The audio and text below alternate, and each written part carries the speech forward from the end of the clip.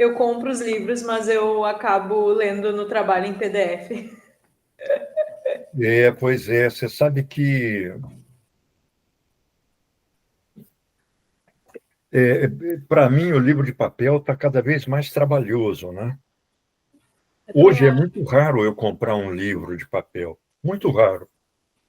Só quando eu não encontro Uhum. em formato digital de jeito nenhum. Por exemplo, a Acumulação do Capital da Rosa,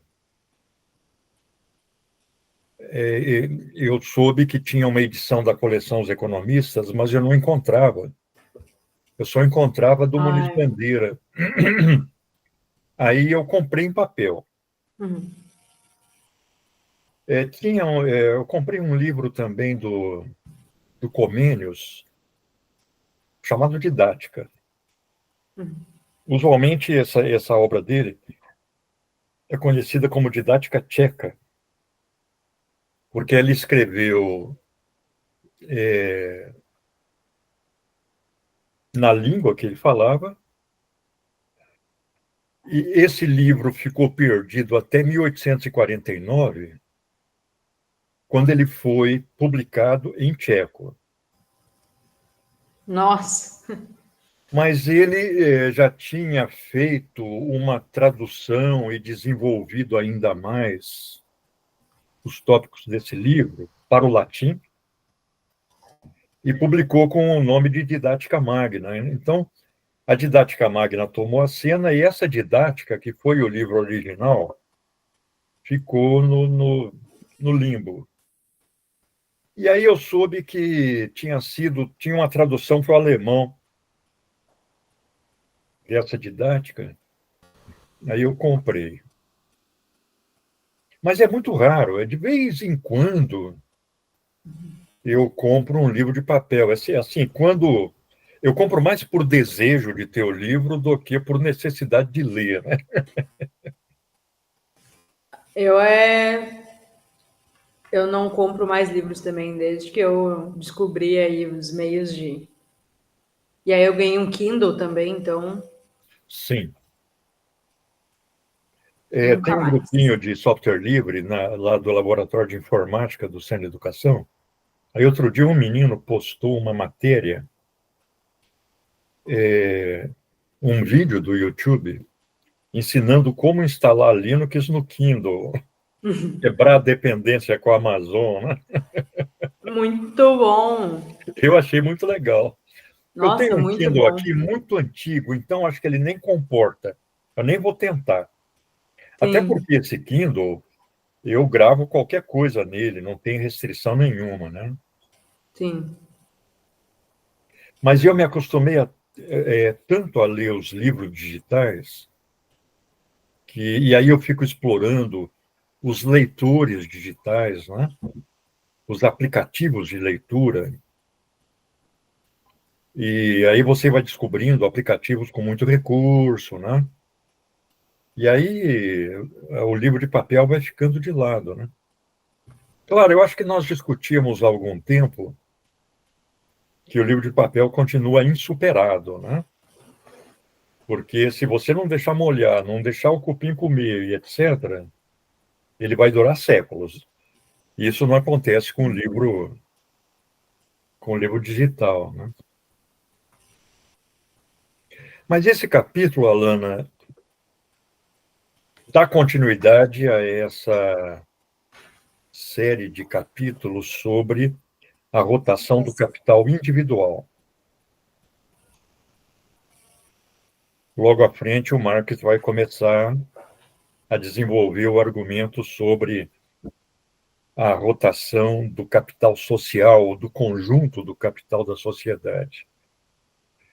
E é o argumento que a Rosa utiliza no Acumulação do Capital.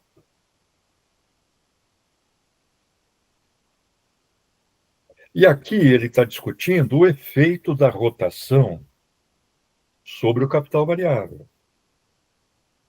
Então, assim como em outros capítulos, ele faz uma série de simulações. Então, ele compara um capital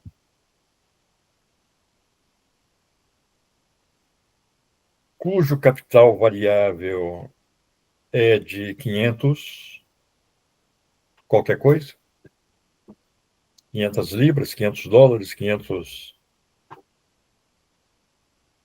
E que teria 10 rotações por ano. Com capital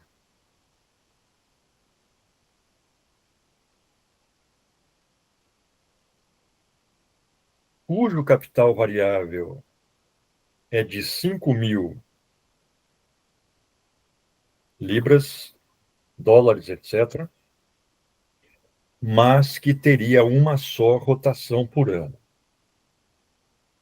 Então, ele fica simulando o efeito dessas diferenças de rotação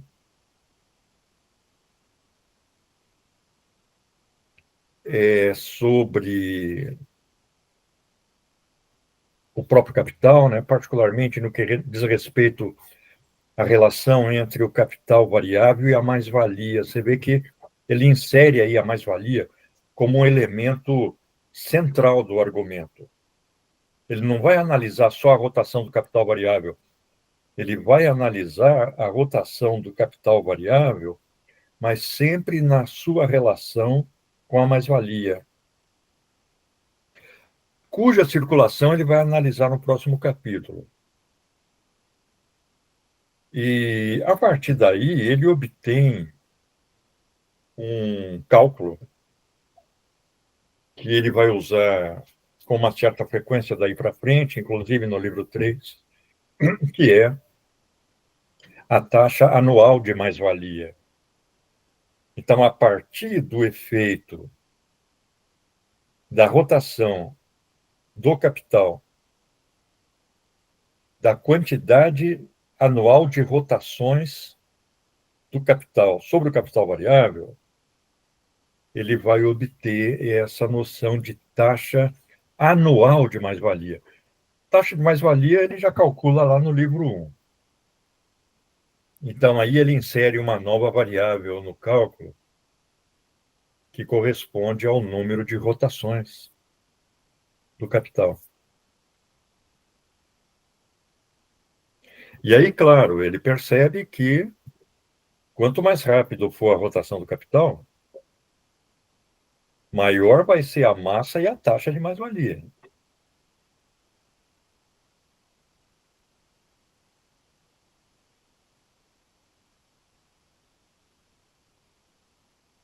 Mas vamos lembrar que nós discutimos anteriormente aquela diferença entre período de trabalho e tempo de produção, ou tempo de trabalho e período de produção.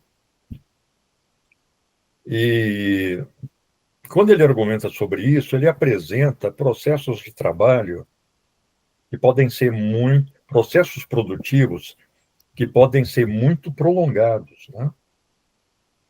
Então, a rotação desse capital, em função da extensão do período de produção, vai ter um efeito sobre o capital variável e, portanto, sobre a taxa de mais-valia.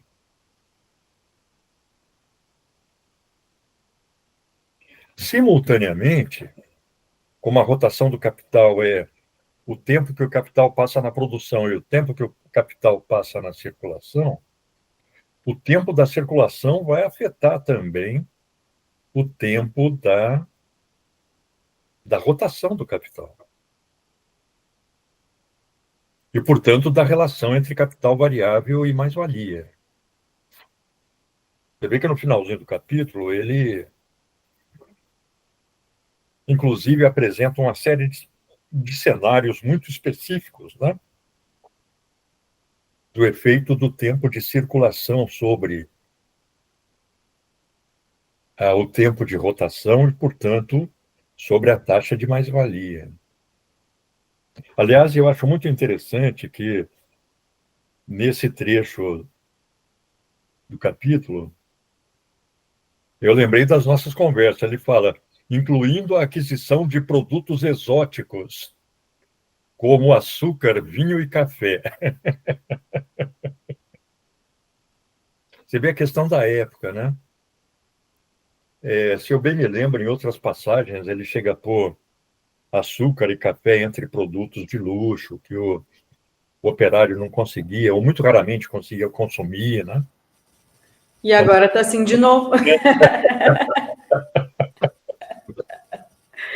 Completamente rica comprando meio quilo de café.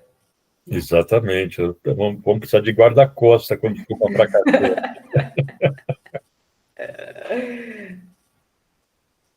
Mas você falou que levantou alguns problemas, algumas dúvidas, Alana. Eu estou procurando aqui, lendo por cima para ver se eu relembro o que eu tinha pontuado. Eu estava pensando também sobre essa coisa do... Imagina, né, todo esse desenvolvimento assim, industrial hoje que é global, né? E ainda assim é mais vantajoso, né? Porque hoje é mais vantajoso pegar e mandar fazer, né, alguma peça, alguma coisa em qualquer país da África, sei lá. Sem E aí dúvida. vai chegar muito mais rápido, né, do que levaria de uma produção num outro país, né, que fizesse tudo junto. Aí eu estava lendo também sobre esses alguns processos que são feitos assim, em pequenas unidades assim da fábrica, mas que é algum trabalho mais de acabamento, assim, sabe? E que são feitos em lugares menores para reduzir custo, mas que também agiliza o processo. Enquanto o Trump não estabelece uma farra de tarifas, né? Mas Sim. você vê, essa política das tarifas, ela já estava se levantando no mundo inteiro. Recentemente foi aprovada no Brasil uma lei Sim. impondo tarifas às chamadas blusinhas, né? As pequenas compras feitas aí Pela China. nas grandes lojas. Mas aí é que está, Alana. Você vê que aquela onda liberal dos anos 90, ela secundava uma mudança estrutural nas condições de reprodução do capital, ou melhor, nas condições de rotação do capital, porque já repercutia sistematicamente na rotação do capital a revolução nos transportes e nas comunicações, particularmente. Então, o transporte rápido e em grande quantidade. Aviões de grande porte, navios de grande porte. Hoje, o transporte de mercadorias, de vez em quando a gente volta a isso, né? Ocorre de forma rápida e em grandes quantidades. A comunicação, ela se tornou tão ágil que ela permite, por exemplo, a uma empresa que tenha filiais no mundo inteiro fazer uma reunião de executivos de todas as filiais em tempo real para ajustar ponteiros administrativos. Então, esse contexto leva espontaneamente o capital que tem o objetivo de obter o máximo de mais-valia, sempre, a buscar as melhores oportunidades, redução de custo, melhor preço para a sua mercadoria. E aí o cenário dessa busca de oportunidades, nesse contexto de transporte e comunicação melhores, passa a ser um mercado mundial. De tal forma que ocorre isso que você acaba de levantar. Uma empresa, ela se torna, em grande medida, montadora de semi-acabados. Outras produzem semi-acabados. Você vê, por exemplo, as empresas automobilísticas que montam o veículo num país a partir de semi-acabados produzidos em vários países. Isso vale para a indústria eletrônica e outras indústrias. Então, essa esse novo perfil do próprio processo produtivo passou a exigir uma estratégia de liberalização geral dos mercados, para que os capitais pudessem transitar sem obstáculos. Agora parece que nós estamos vivendo um momento em que isso se explicitou em grande medida, se desenvolveu em larga escala e gerou efeitos diferenciados para os vários países. Daí a busca dessas políticas tarifárias, desse neoprotecionismo, já que nós falamos em neoliberalismo, talvez possamos falar em neoprotecionismo, que vai desmanchando economicamente o marco daquelas reformas liberais e vai, ao mesmo tempo, desmanchando politicamente o marco daquelas reformas liberais, porque aquelas reformas liberais elas tiveram um efeito político de democratização por toda parte. Foi o fim da União Soviética, dos países socialistas, das ditaduras militares, das colônias e tudo mais. Né? Então, parece que a gente está vivendo o fim de um grande período e iniciando um novo. E, claro, o efeito político e ideológico dessa tarifa, desse protecionismo, desse voltar-se para dentro, é um neofascismo.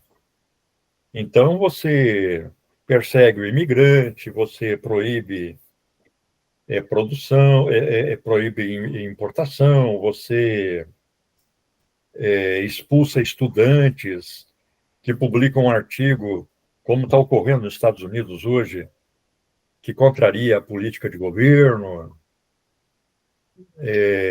cerceia a imprensa. E você vê que esse é um processo que ocorre globalmente também, como aquele dos anos 80 e 90. E está atingindo o Brasil.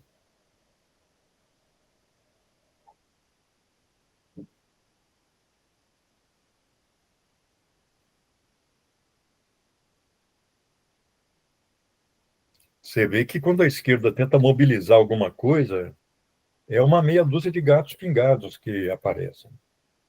Quando os sindicatos fazem uma reunião de 1º de maio, só vão as diretorias, como aconteceu lá no Campo de Marte, uma demonstração meio patética, né, do Lula culpando o ministro do Trabalho, parecia o Getúlio, né?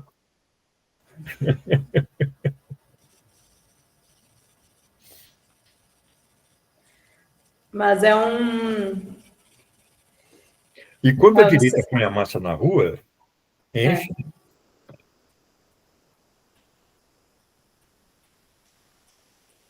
Muito difícil pensar estratégias e ao mesmo tempo é muito fácil. É isso, né? Não é que seja fácil, mas é que as ações não necessariamente são tão complexas. Tipo, que é muito mais difícil hoje, por exemplo, um vizinho. Eu tenho casualmente o WhatsApp dele porque eu peço lanche, né? Porque tem uma lancheria aqui do lado de casa. Aí fui ver o status dele, né, falando aquela coisa assim, a esquerda quebra tua perna e te convence a comprar muletas, né, e dizer que isso, enfim. E, e aí eu pensando assim, né, que como que eu vou chegar e ter essa conversa, né, com ele sobre, Pois é. sabe, como conversar quando tá nesse grau assim da coisa, né? É E possível a conversa? pois é, sabe? Pois é, e daí eu fico pensando. Aí teve o outro caso, a gente estava num espaço da política, assim, nossa, aqui em Porto Alegre, daí. E aí, duas senhoras que moram num condomínio aqui, que é um BNH, E uma delas, a família dela era assentada do Anoni lá, então, assim, vem de uma família, né, que tinha uma militância, enfim, né, ocuparam, eram do MST e tal. Mas aí, assim, ela evangélica. E aí, na reunião, tinha um companheiro que é fundador de um coletivo aqui de Porto Alegre LGBT, que é histórico na cidade. E aí ele foi fazer uma fala sobre isso, né, sobre a importância e tal. E daí ela pediu a fala logo depois e falou, tipo, eu acho que a gente não pode ser tão radical. Ela falou, a gente tem que cuidar certas bandeiras que a gente levanta para não acabar oprimindo outros grupos. E daí nós, assim, né, olhando, e daí eu pensando, né, até escrevi sobre isso esses dias, justamente porque eu não acho, assim, que tem como conversar, não sei, tipo, eu não vi saída, sabe? Não vi mediação com aquilo, na medida em que as igrejas estão totalmente radicalizadas. Aí como que eu não vou ser radical? Como que a gente, né, que é esquerda, não vai ser radical, sendo que, meu, é assim, totalmente radical e aparelhado, assim, né, a ideologia né, nas igrejas. Então, como mediar isso, né? Como que eu vou conversar, sendo que acho que, para mim, aí a minha conclusão é que a saída é outra, e não as conversas. Acho que seria muito difícil uma conversa. Mas, Alana, veja, a gente tem sempre conversado de que no meio desses avanços de direita, propensões, tendências políticas, o antagonismo da sociedade está vivo e produzindo o seu contrário, né? Eu não sei se você assistiu um documentário feito pela Globo News chamado Crentes Além dos Muros. Não, mas eu quero ver. Uhum. Alana, me surpreendeu. Inclusive, eu percebi que eu estava homogeneizando um universo que pode ser mais diversificado do que parece à primeira vista. Eles apresentam principalmente pastores da Igreja Batista e da Igreja Presbiteriana. Eles apresentam um pastor da Igreja Batista de São Paulo, que estava lá no Nordeste, cara de esquerda. Vê o discurso dele, é um discurso de esquerda. O pastor lá do Recife, que estava no interior, e aí eles vão mostrando como é que eles estão agindo nos bairros, né? O cara também com discurso, não, nós temos que adotar a causa de Dandara, a causa de Zumbi, etc., né? No interior de Pernambuco, né? Falei, pô, de onde esse cara tirou isso, né? E aí, eu não me lembro se foi o pastor de São Paulo ou o nordestino que falaram o seguinte, olha, nós temos no mundo evangélico um iceberg. Então você tem uma pontinha, talvez ele tenha exagerado nisso, mas mesmo que tenha havido exagero, me parece que o fenômeno é real. Ele falou, tem esse iceberg, que é a igreja evangélica, tem uma pontinha visível, que são dos pastores midiáticos, das igrejas que estão na televisão, dos caras que estão circulando aí no grande mundo político. E abaixo da superfície, ele fala, tem uma igreja que está aqui no bairro. É uma igreja diversificada, não hierarquizada, e que está espalhada pelos bairros de trabalhadores, pelos bairros operários. E aí, o trabalho que eles apresentam como sendo feito nos bairros não é radicalmente do trabalho que a esquerda fazia na ditadura, lutando contra a ditadura. Mas é que tem um problema para mim aí, que é o problema que vai ter com qualquer religião, do meu ponto de vista. Que é um limite, assim, que é tem a hegemonia, e a hegemonia, certo, certo. entendeu? Eu acho que esses casos, obviamente, existem, só que, assim, por exemplo, a minha mãe vai numa igreja evangélica em Santa Maria. A pastora era vereadora pelo pelo PSDB, não sei se ainda é. E ela entrava na igreja, quando ela via, se a minha mãe estava lá, ela não falava, mas se a minha mãe faltava o culto, ela já começava. É Bolsonaro, tarará, já começava assim, né? Todo o número do santinho que todo mundo tinha que usar no dia da eleição. Certo. E aí é uma coisa assim, é isso, a minha mãe tá lá dentro, a minha mãe é de esquerda, sabe? Só tem uma questão central, e a minha mãe, por mais que ela seja muito crítica e saiba da condição dela, ela é uma mulher trabalhadora, é da classe trabalhadora, ela tem muito essa consciência de classe, sabe que tem que votar na esquerda, sabe, né, que tem que ter organização política, mas ainda é uma pessoa que, né, essa coisa da crença, né, no Deus ali, e que isso é uma disputa dura. Claro. Porque se eu não converso com a minha mãe, a igreja avança. Então, é sempre assim, sempre dizendo, olha, eu entendo que tu vai na igreja, mas não vamos esquecer. E aí uma coisa que foi, assim, um convencimento, né, mas que já faz muito tempo, é que ela dava dinheiro para a igreja. Eu falei, cara, tu não pode dar teu dinheiro para a igreja. Pelo amor de Deus. Aí, tipo, isso foi uma coisa, né, que a gente conseguiu. Certo. Mas, assim, é muito difícil, porque tem coisas que, né, do discurso, assim, deles, né, da coisa do fazer, da meritocracia, né, do fazer por merecer, desse sacrifício, né, que é muito o que eu estava falando agora há pouco, não adianta, né, eu ter 3 trabalhos diferentes se toda semana o mercado aumenta e alguma outra conta aumenta. Então, assim, mas é isso, o discurso ainda é esse, né, ainda é da prosperidade, do domínio e muitas vezes da violência, assim, né? É o neofascismo mesmo, assim. E, e é difícil, né? E eu sei que tem essas tentativas, assim, da galera que. É isso, essa companheira, né? Evangélica estava lá no espaço, mas ela. Um momento que a minha companheira me deu um abraço, ela me deu um beijo, ela tremeu na cadeira, entendeu? Claro. Pois é. Aí é que aparecem todas essas contradições, né? Porque a igreja ela implementa esse discurso de qualquer forma, né? Por mais que os pastores interpretem a Bíblia, né? Nesse documentário, o pastor fala, olha, a Bíblia diz de tudo. Se você quiser ter 10 mulheres, a Bíblia fala que pode. Se você quiser matar o filho, a Bíblia fala que pode.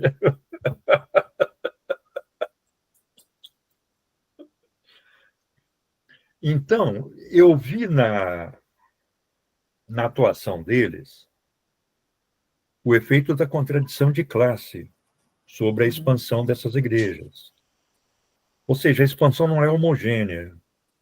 Possivelmente, essas conservadoras que tendem ao bolsonarismo, a projetos políticos de direita, estilo Silas Malafaia, tenham um discurso hegemônico. Mas o documentário mostra, quando menos, que há uma contradição nesse universo. Esse pastor nordestino, ele fala, olha, estão procurando a gente agora porque, de repente, perceberam que a gente vota. E o voto do doutor em política, ele dizendo, vale tanto quanto o voto da dona Maria, que mora aqui do lado. E nós éramos... Aí ele usa o discurso da invibilização, né?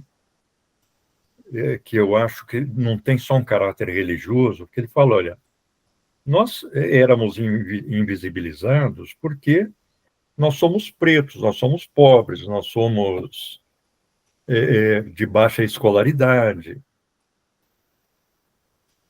Então você vê que tem uma raiz ali popular, né, naquela igrejinha do bairro que reúne 10, 30, 40 pessoas no máximo, e organiza reivindicações, e organiza compra de material escolar, compra de comida para o pessoal almoçar no dia a dia. Então, é uma dinâmica muito diferente dessas igrejas em que o relacionamento pessoal entre o pastor e os fiéis é mais impessoal. Os fiéis vêm de vários bairros, estão em zonas centrais de cidade, e aí ele tem aquele discurso meio padrão com uma política que tende à direita, né? Você vê, PSDB no Rio Grande do Sul é bolsonarismo, né? Assim como Cidadania. Cidadania era o Partido Comunista ontem. Mas daí entra outra coisa, né? Que é justamente essas igrejas, elas vão funcionar assim como um núcleo de base, entendeu? Exatamente, é isso. Elas são núcleos de base, então chega determinado momento de alguma disputa, elas vão ser acionadas. Mas, por Esse exemplo, é um pastor, núcleo de base que tem o mesmo papel que, por exemplo, a igreja italiana fazia no pós-guerra. Eu lembro de artigos do Partido Comunista Italiano e os caras dizendo a igreja, lá é a igreja católica, né, na época, que tinha aquela bipolaridade partidária entre o Partido Comunista e o Partido Democrata Cristão, né? Foi um dos poucos países ocidentais em que o Partido Comunista se manteve muito grande e com muita influência devido ao papel que teve na resistência ao fascismo, na fase posterior ao fascismo e tudo mais, né? E ele dizendo, a igreja, ela está lá no dia a dia da pessoa, ela está junto com a pessoa no dia a dia. Então, a gente vê nesse documentário, a pessoa tem um problema, vai conversar com o pastor. É quase que uma referência, é quase não, é uma referência social e política no bairro, né? Mas a igreja é um espaço relativamente pequeno. Não é aquele grande auditório, como a gente vê, por exemplo, na Igreja Universal e coisas do gênero, né? Então dá para ver que, pelo menos, há uma divisão aí nesse mundo evangélico.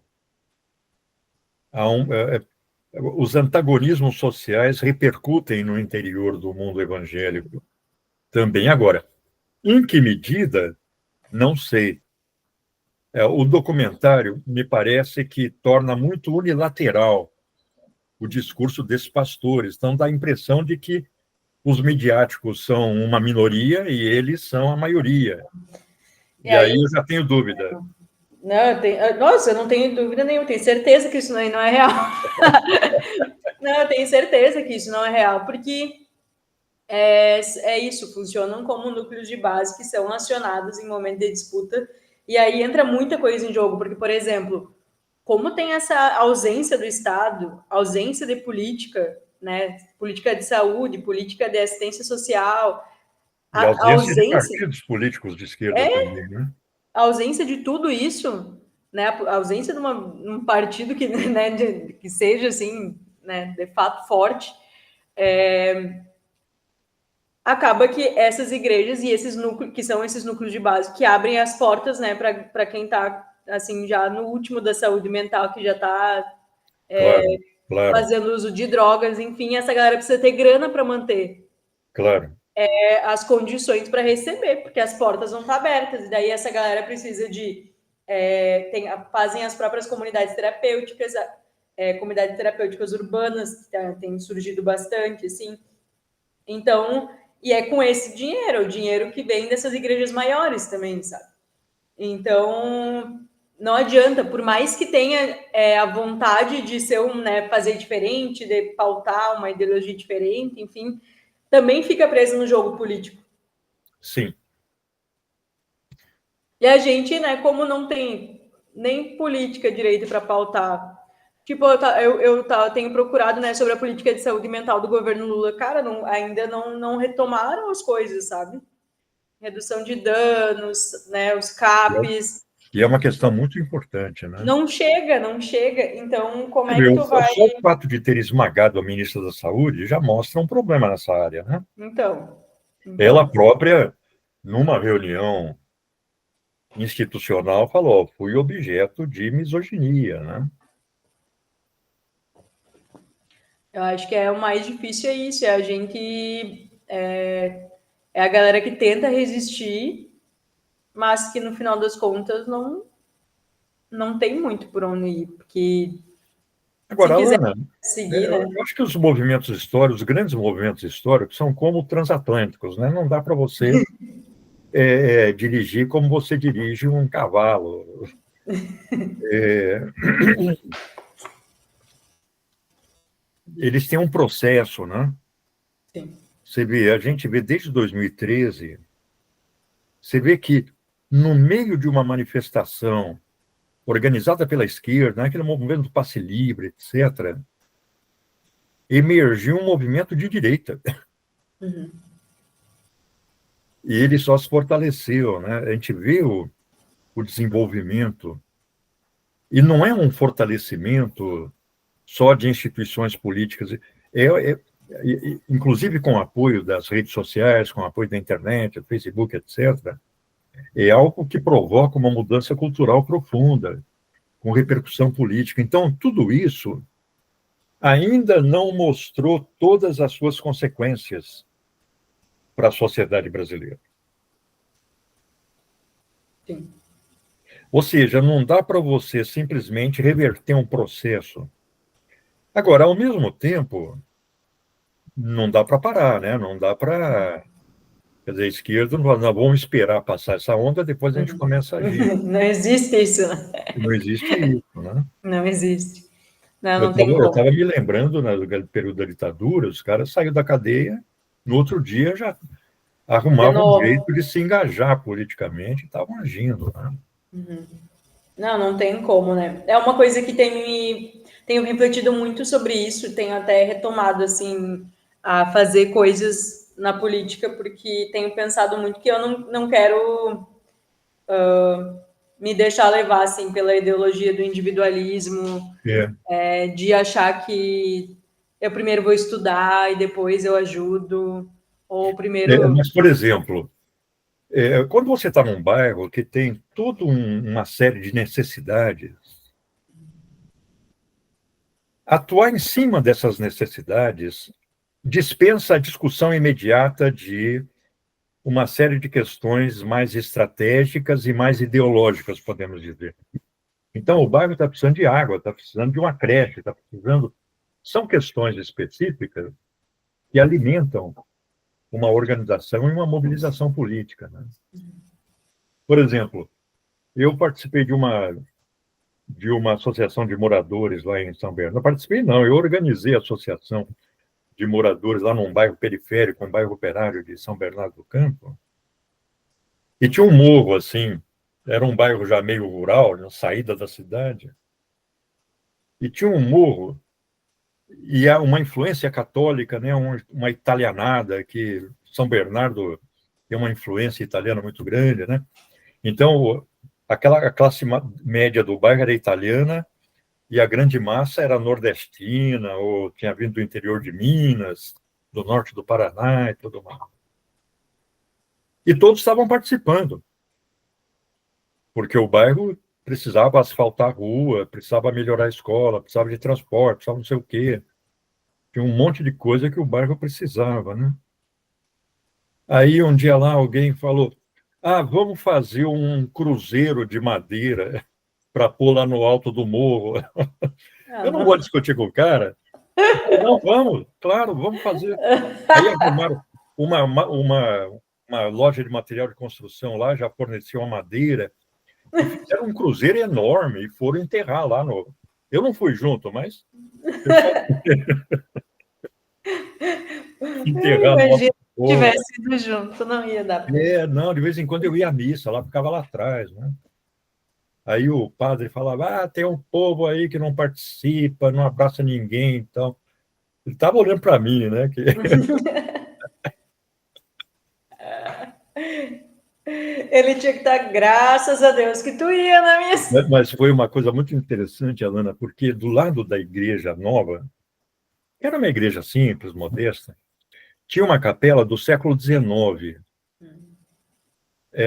o forro da igreja, dessa capela, era assim, de um trançado de madeira altamente elaborado, uma coisa de um artesanato fino. Você vê que ela deve ter sido feita por migrantes italianos que chegaram com todo o conhecimento artesanal da Itália. Aí um dia eu estava lá com o pessoal, principalmente aqueles italianos, né? E eu falei, poxa, essa capela aí tem que ser tombada.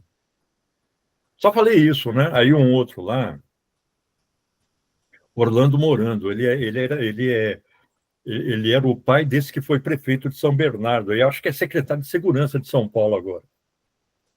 Aí o Orlando falou, realmente temos que tombar a capela. Falei, maravilhoso, vamos conservar. Na outra semana eles derrubaram a capela. Eles Mentira! entenderam tombar, vamos pôr abaixo. Aí fizeram um Mentira! galpão lá para fazer festa da igreja.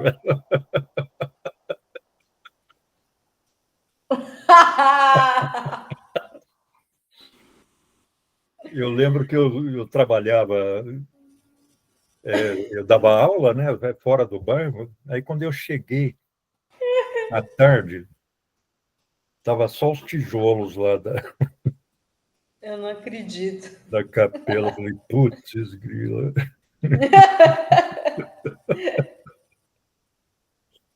Tu tinha que ter sido um pouco mais específico. Pois já tinha que ser mais específico. É que na época também ninguém sabia o que era tombar. Tombar era pôr no chão, né? Ai, muito bom. Triste. Foi um processo muito interessante, porque na associação de moradores nós cruzamos todos os elementos componentes do bairro. Então, tinha os operários, tinha a colônia italiana, então ambos foram representados, e tinha o bairro Battistini, que era a área central do bairro, e tinha o Royal Park, ficava lá na beirada da represa. Então, o pessoal do Royal Park também se fez representar, né? Então, todo o bairro. E a agenda, basicamente, eram as reivindicações do bairro, né? A gente ia conversar com o prefeito, aí vinha vereador querendo cooptar a gente. Você tinha que manter tudo mais ou menos à distância, né?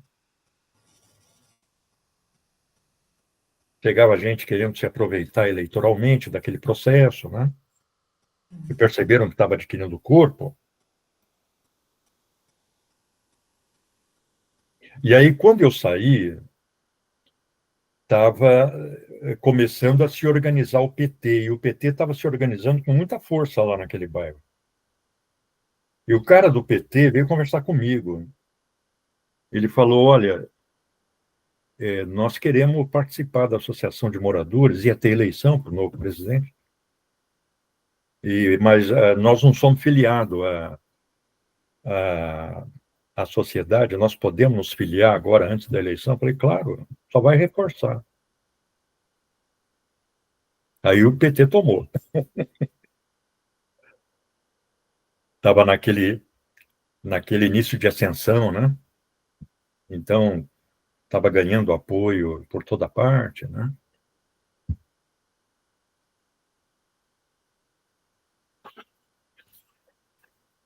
E era um operário lá, não lembro se era um operário da Volks e tal.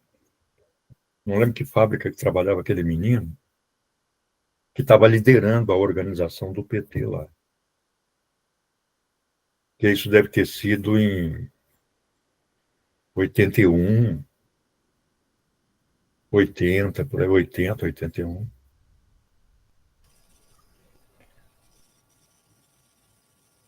Tu ficou até que ano lá? Olha, eu saí de São Bernardo, desse bairro eu saí logo depois, mas eu acho que eu saí de São Bernardo em 85, por aí, 85, 86.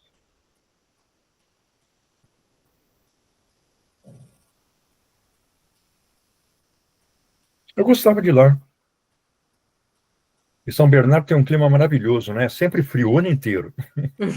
Não. Não, para mim não dá. Porque fica no alto da Serra do Mar, né? Então, é o clima de altitude. Às vezes, teve períodos que eu dei aula em Santos, aí quando eu subia à noite, que chegava em São Bernardo, parecia um alívio, né? Aquele clima abafado em Santos, né? Clima de beira-mar, muito úmido e tal, calor. Aí chegava em São Bernardo, parecia um ar-condicionado.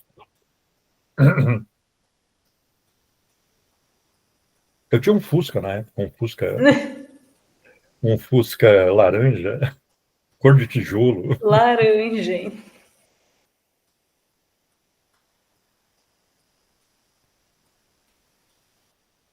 Aí, quando eu dava aula em Santos, eu descia. Antes eu ia de ônibus, voltava de ônibus. Depois que eu comprei esse Fusca, eu descia de carro, voltava de carro. E como eu descia de manhã e voltava à noite, eu descia pela Vinha Anchieta, voltava pela Imigrantes. Eu punha na Rádio Eldorado, que sempre dá as condições de visibilidade e tal na serra, né? E quase sempre era neblina pesada, né? Eu ficava apavorado com aquilo, que apesar de ter uma iluminação forte, parece que você está dentro de um copo de leite. Você não, você vê o outro veículo a 20 Muito metros perto. da sua frente.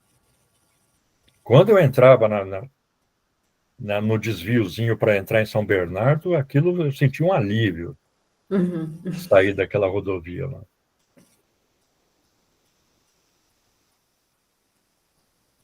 Eu ligava na Eldorado, baixas condições de visibilidade na Serra do Mar. Tem que ir. Não rezava. Não, o quê? Nem passa pela cabeça. A minha mãe, ela fala isso. Um dia tu vai ver, tu vai. Primeira coisa que tu vai pensar é em rezar. Eu falei, olha, até agora não me aconteceu. Acho que Pois não é. acontece mais. Também eu acho que comigo não vai acontecer mais também. Isso para mim é uma coisa inimaginável, né? Por exemplo, Sim. eu achei muito importante ler a Bíblia, né? De vez em quando eu releio trechos, porque isso me abriu um horizonte de compreensão do desenvolvimento cultural a partir do século XVI que eu não tinha. Então, só quando você lê é que até a tradução que eu fiz do Thomas Kuhn, eu vi que tem um trecho lá que para mim não tinha muito significado, e depois eu vi que ele tirou da Bíblia. Então, agora, eu leio como eu leio qualquer outro livro, né? Como eu leio o Leviatã do Hobbes, como eu leio, enfim, qualquer outra coisa, né? Eu ia falar como eu leio Capital, mas não vou falar, não. Eu Claro, acho que eu mas penso. eu não leio Capital religiosamente. É. Já li. Quando eu era jovem, quando eu comecei, a primeira vez que eu li o Capital, eu li religiosamente. Mas, por exemplo, agora eu estou lendo para discutir com o pessoal agora às 7h30. É um grupo grande, Alana, tem uns 20 participantes. Nossa. E às vezes eu vejo na tela 18, mas às vezes no quadradinho tem 2. Quando vê, já tá aquele quadradinho transmitindo para a turma. Pois é. E nós vamos discutir uma seção do capítulo sobre a mercadoria, em que o Marx analisa os dois tipos de trabalho, né, que estão implicados na produção do valor de uso e do valor da mercadoria. E aí, quando você lê com atenção, e quando compara, por exemplo, a contribuição à crítica, a primeira edição, a segunda edição, aí você vê que as formulações do Marx não são nem consistentes, nem uniformes. Ele usa diferentes concepções, e nem sempre elas são compatíveis, né? Então, eu tô destacando todo o material que eu estou levantando sobre isso, porque é aquela história de que eu acho que o Marx realizou uma revolução paradigmática, mas como toda obra paradigmática, ela tem elementos a serem articulados, né? Uhum. Por exemplo, ele fala: o trabalho que produz valor é o trabalho destituído de qualquer determinação de produção de valor de uso, que se reduz a mero dispêndio de energia cerebral, física, energia fisiológica, energia produtiva fisiológica. Então, ele me parece que não está fazendo aí, não está desenvolvendo uma noção abstrata do trabalho. Talvez ele tivesse que parar antes de reduzir tudo a esse dispêndio fisiológico de energia cerebral, física, manual, energia das pernas, tal. Então ele transforma tudo num processo. Qual seria o termo? Positivista? Não sei, não é esse termo. E aí, de vez em quando, ele superpõe noções como o trabalho que produz o valor é o trabalho humano simples médio. Esse trabalho vai ser unidade de medida para formas mais complexas de trabalho. Quando ele trata da força de trabalho, aí sim, ele desenvolve com todas as indicações, dizendo que a força de trabalho ela é produzida no âmbito da família, com a criação das crianças, com a educação, com a qualificação profissional. Então, a força de trabalho tem uma determinação social e histórica que ele parece esquecer em determinadas formulações. E isso gera uma aparente inconsistência no argumento dele, né?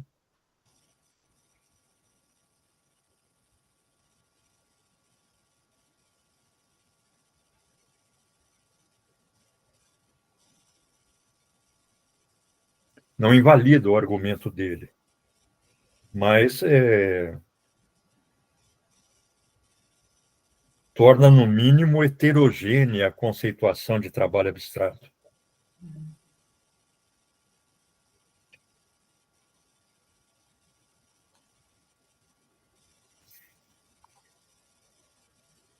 Mais alguma questão sobre o capítulo, Alana? Não. Conectado no momento a desktop. A minha Alexa. Falando sozinho. Então vamos discutir a circulação da mais-valia, a rotação da mais-valia, né? Na próxima semana. E aí logo depois nós vamos entrar naquele esquema da Rosa. Aquele esquema que a Rosa discute, né? Uhum. Vamos lá. Né? Falou, Alana. Então tá, boa semana. Boa semana para você também. Beijo, beijo. Outro.